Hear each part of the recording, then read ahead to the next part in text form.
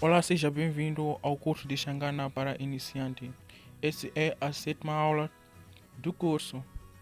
Vamos aprender 6 palavras em cada vídeo, então não esqueça de se inscrever no meu canal, ativar o sininho das notificações e deixar o like. Vamos começar. Médico. Médico em Xangana quer dizer dogodela.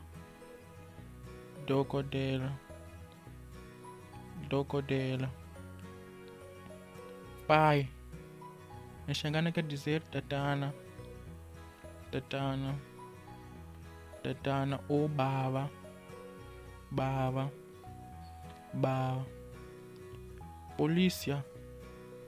Em Xangana quer dizer polícia. Polícia. Polícia. Professor. Em Xangana quer dizer professor.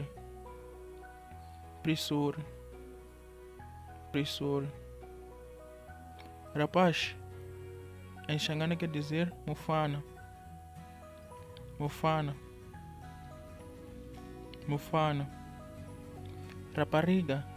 Em Xangana quer dizer dombi. Dombi. Dombi. Então vou parar por aqui. Até ao próximo vídeo.